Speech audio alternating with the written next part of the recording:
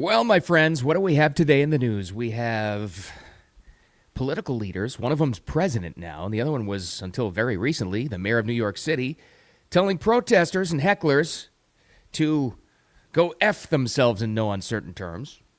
I quite enjoyed that, as you may have guessed. We've got a Supreme Court justice who can't define what a woman is.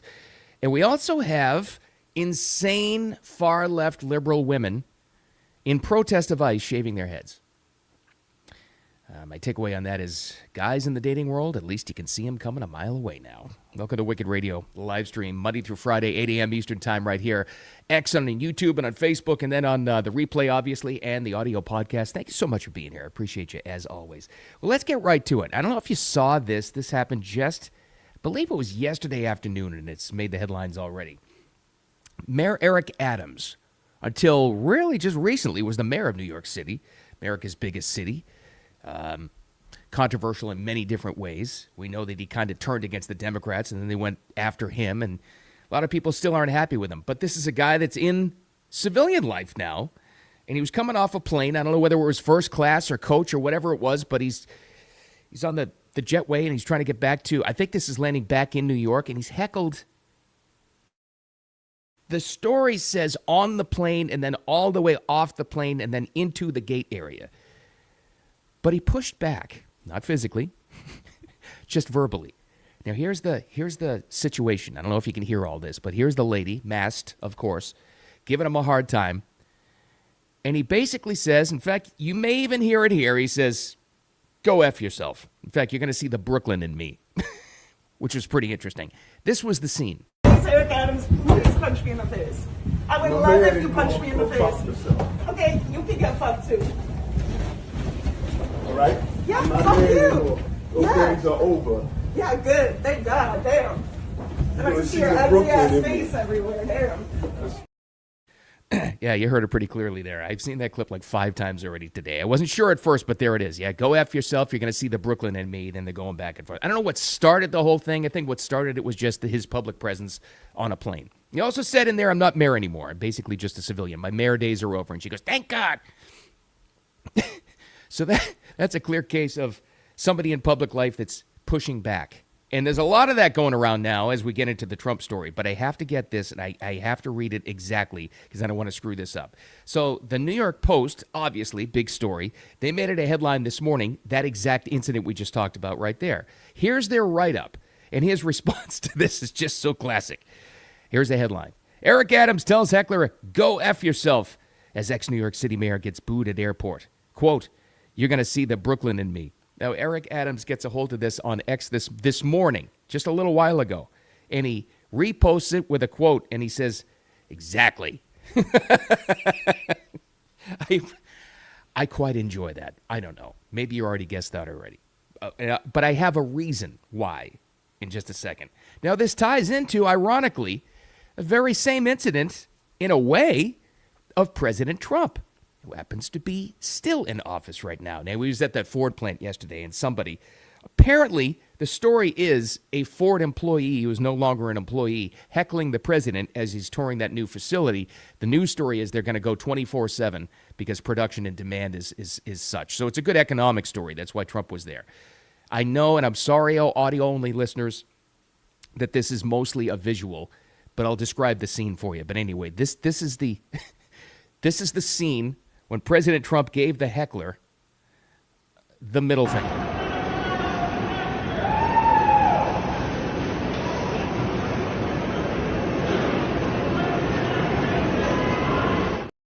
Now, the witnesses to the scene also say, they zoomed in, and they also said that he mouthed the words, just like Eric Adams did, F off. A presidential F off. And then, of course, gave the middle finger. Now, you heard me say a minute ago, I quite enjoy this. I'm having a good time with this. Not just because this is two very prominent public officials doing this kind of thing. There's a reason why I like this, and this is what I'm all about. You know, I always tell you that you got to push back against this lunacy every single day.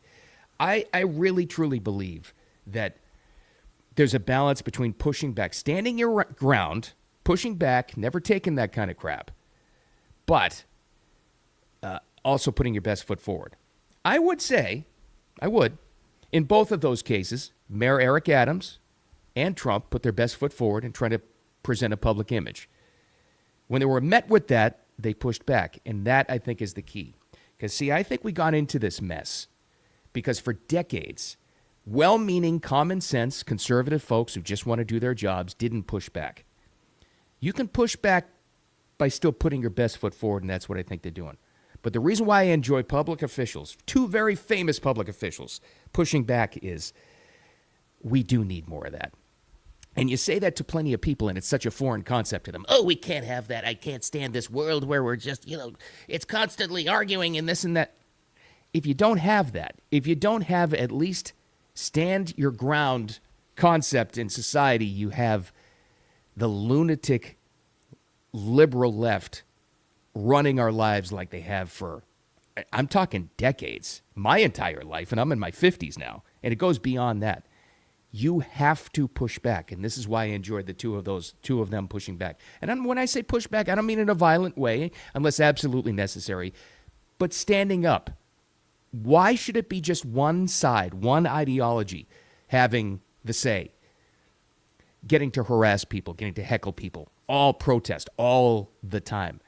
That's coming to an end because people are pushing back. You don't have to get violent unless you have to, but you can't take that anymore.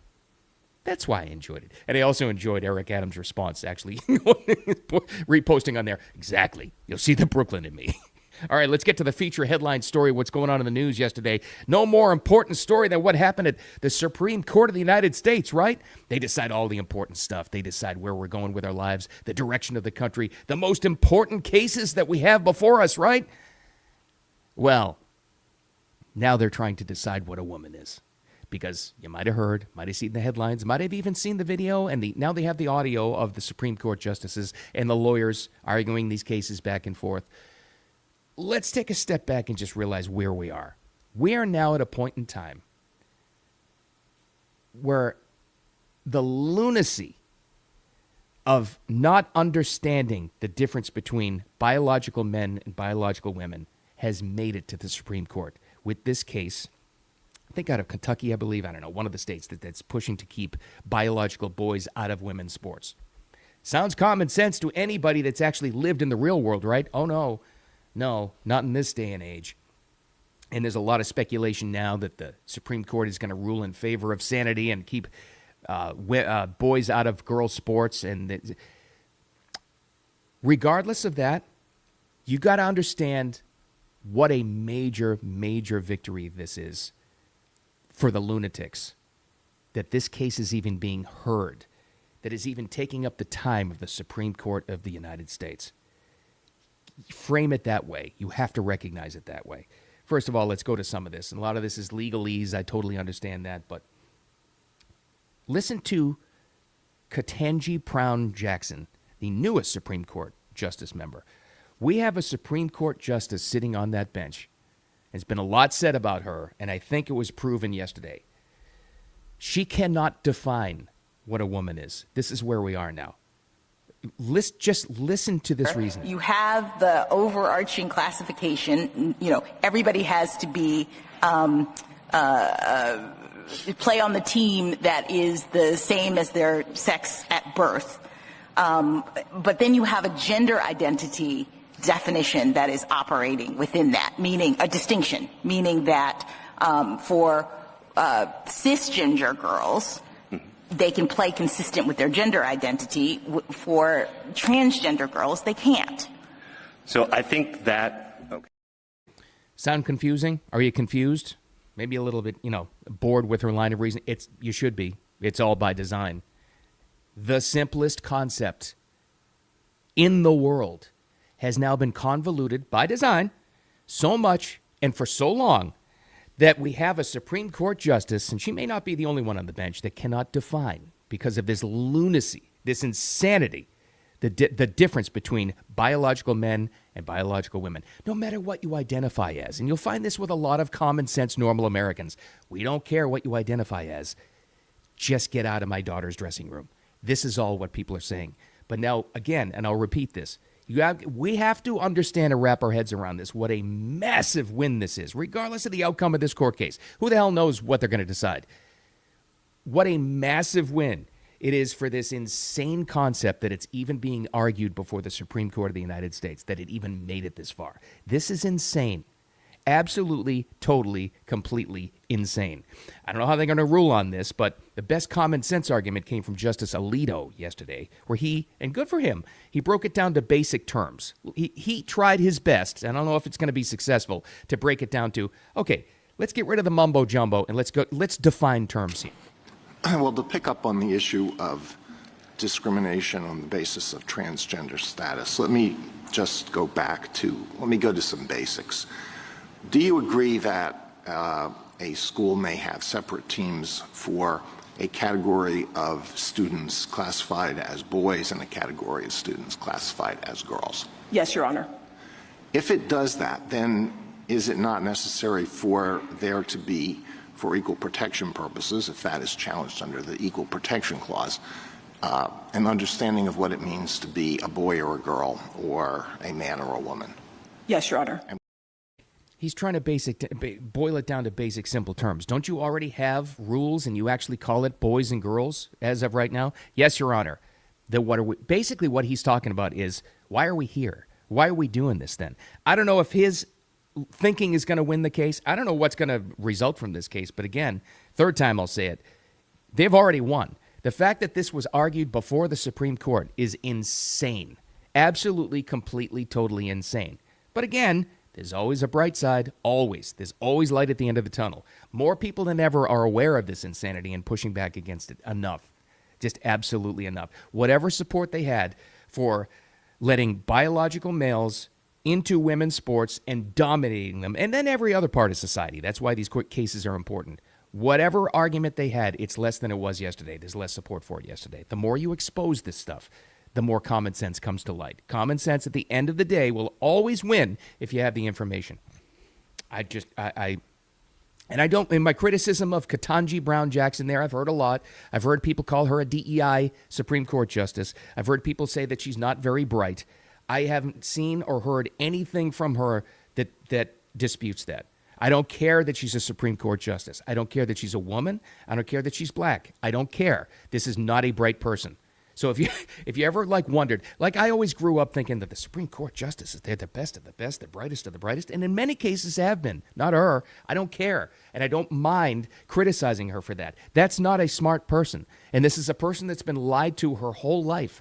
To be that confused that you make an argument, a convoluted argument, at the Supreme Court in this case that made no sense, and that she herself can't even define what a woman is. That's nuts. That's absolutely nuts.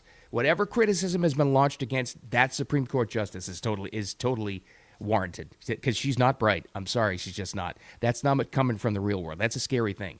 And what is she in her 40s? I think is she that young? She's going to be there forever. Lifetime appointments. Scary.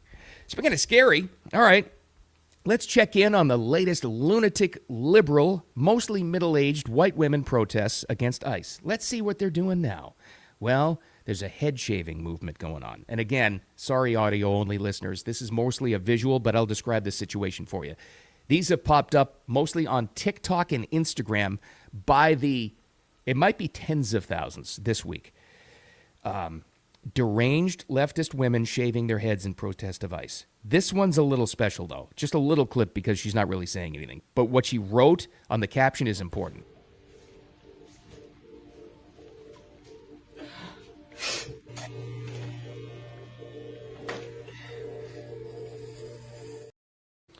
Shaved her head there, but you might have noticed, if you're watching the replay or the live stream, not just audio, that she had a caption there. This is in protest. I'm shaving my hair, and she had beautiful long hair. I'm shaving my hair in support of Renee Cook, who was murdered by ICE. Who? She didn't even get Renee Good's name right in the description of the video as she's shaving her head. How much do you think this is mostly about just performative art and not a real protest? I think that girl's just looking for an audience. But she's not the only one. Have you also heard this? We have relationship anarchists now we need to talk about. How about this lady? She's 42, and she's looking for somebody to drive around with and mess things up on the streets of Minneapolis to protest ICE. Sorry for the F-bombs, but here's this beauty. Here we are at my official dating profile request. I am 42. Actually, I'm almost 42. I am a relationship anarchist. I am on the lookout for somebody who right now will I be able to call and say, hey, get in the passenger seat and let's go fuck some shit up. Because right now in Minneapolis, what is happening are we are being occupied by ICE agents who are, of course I couldn't get this on what is happening here, who are going. Okay, you get the gist. She's looking for a dude to ride shotgun with her so they can drive around Minneapolis and, as she says, F things up. Okay, right. Sure. Well, the first thing is I've seen a lot of videos of the dudes at these ICE protests and the riots, and I may be wrong, but I don't think a lot of them are into women. And the second thing is this is actually good news. The head-shaving people and relationship anarchists like her, this is a message for my younger dudes that are in the dating world still. God help you. Well, the good news is at least you can see the crazy coming a mile away, because you used to have to wait till 2 or 3 dates in before you got a whole load of that. So take that to heart. Good for you. Save yourselves and run. All right. Thanks for hanging out with me. I appreciate you. I'm out of here. I'm out of material. I got stuff to do, and so do you. So it's midweek. Make it a wicked awesome midweek. Thanks as always for being here for the live stream. Monday through Friday, 8 a.m. Eastern time on X and on YouTube and on Facebook. And the replay on those channels as well. And the audio podcast gets posted right after. Just one quick word as we wrap up here. You've heard me mention him a ton on Wicked Radio because he's a huge inspiration to me. And I intentionally didn't talk about it during the live stream because it was just an emotional day, and you knew it was coming too. But and I mean great, Scott Adams passed away yesterday. He had prostate cancer, and you knew it was coming. Up until the very last day, he was still doing his podcast. Why is he great? You know, a lot of people still know him as the Dilbert guy, but he became over the last 10 or 12 years or so one of the loudest, strongest voices for common sense in this country that we've ever seen. I mean, an actual real movement. It talked a lot of people through this insanity. It's up to a lot of us to kind of pick up the baton and move forward. If you're just not familiar with him, go read every single one of Scott Adams' books. And he was live streaming for so many years, like a real pioneer in that era. There's so much content that he had out there that makes so much sense. It will improve your life. So this one's dedicated to you, Scott. Thanks for the inspiration. All right. Thank you for being here, as always. Make it a wicked awesome Wednesday. With all that said, I'll talk to you tomorrow.